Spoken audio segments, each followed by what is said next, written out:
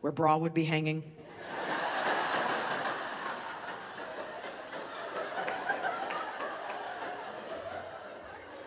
And I'd look at her and she at me. And I'd whisper to her.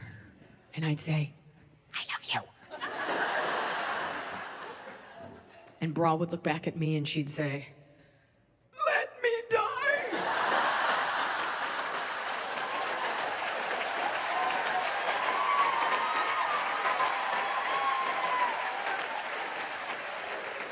I've served you well. My cups runneth over.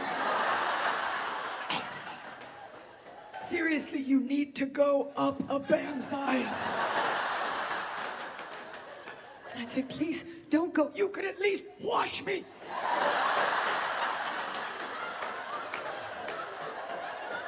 I said, please, I need you now more than ever. I can be useful in other ways. You can carry your jewelry in my cups. I could be stuffed into the shoe to keep its form. It was like the end of the giving tree. Cut off my straps and make me into a necklace for a village cat.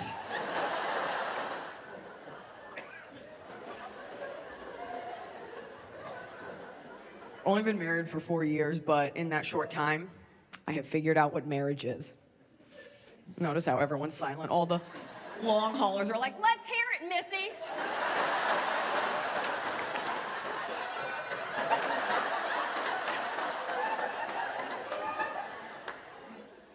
Marriage is every morning for the rest of your life, waking up next to someone and having to hear a full report of how that person slept.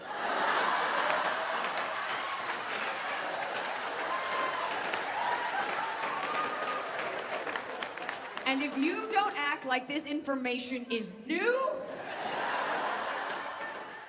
and interesting, you are a monster.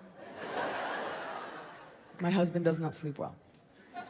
I know my husband does not sleep well because I sit next to my husband. Part of my wifely duties is every morning I must play the part. I must get into character. I wake up, I see him.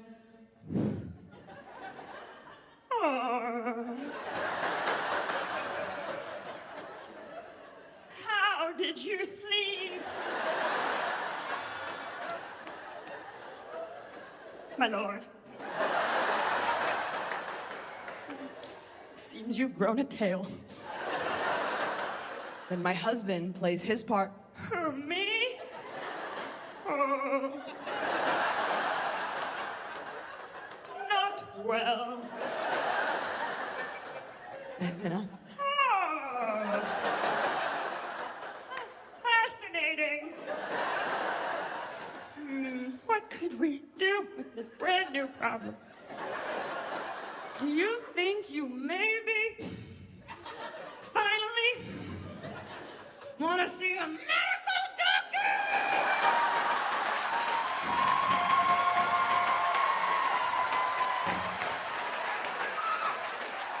Before I kill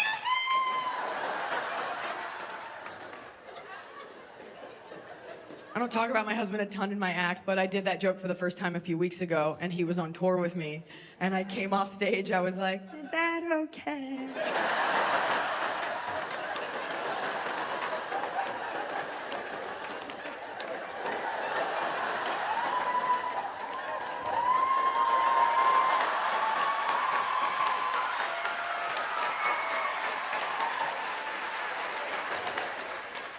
and my husband was like, no, it's great. It's great, it's cool. It's cool. It's just really cool how only one of us has a microphone. And I was like, what do you mean? He's like, okay, Iliza, like, you never repeat yourself. I'm like, what do I repeat? He's like, how many times a night do you yell at me to look at the dog? She's a dog and she's naked. Look at her. Look at her. She sleeps between my feet. I see her. She has tail and mouth. She has perfect nose to mouth ratio, 1-to-1, never seen before. She's just baby. He's like, you know, we have a real baby. I'm like, but this one has 4 feet. You can kiss this one deep in the mouth. You will not go to jail.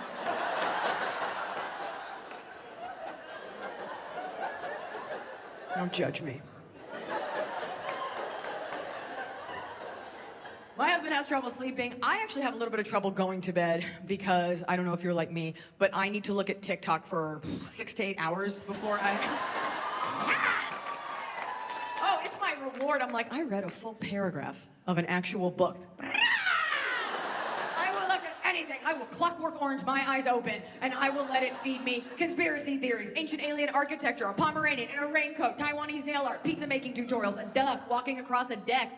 I will look at lipless pit bulls. I don't care. The other day, I watched a thick couple in rural Illinois do a custody exchange in the parking lot of a Hobby Lobby.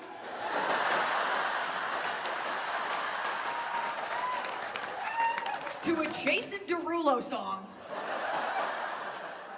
And I double tap for part 2. I watch these two thumbs get out of their matching cherry red F-250, swap kids, and the dad looks at the camera like he's hosting American Idol and goes, "We're divorced, but we co-parent. How do we do it?" I'm like, "Probably a court order, Zeke." Double tap, part 3. Then I watch them each get back into their truck next to their new spouse who, let's be honest, is the middle of nowhere America, looked identical to the melted vanilla pudding cup they left in the first place. Real lateral trait, if you ask me. And then I double tap for part 4. It was a link to their family Etsy store. I bought a bandana. Shop small, America.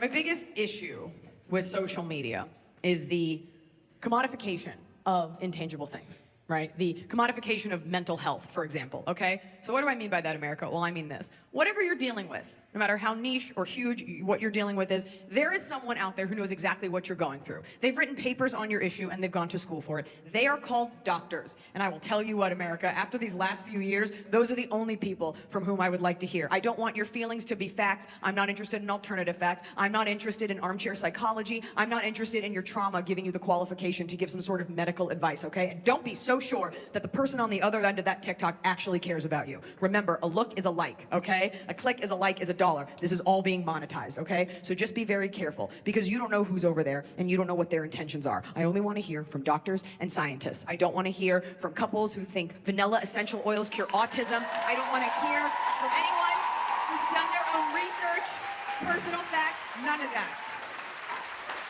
Because it finds you. You have to be very clear about what you're looking for. It will find you. You're just sitting there looking at those lipless pit bulls like, "No, baby needs a kiss right on the mouth." And they pop on like, "Hey there, just dropping in to remind you, make space for Grace." You're like, "Who the fuck is Grace? Get out of here."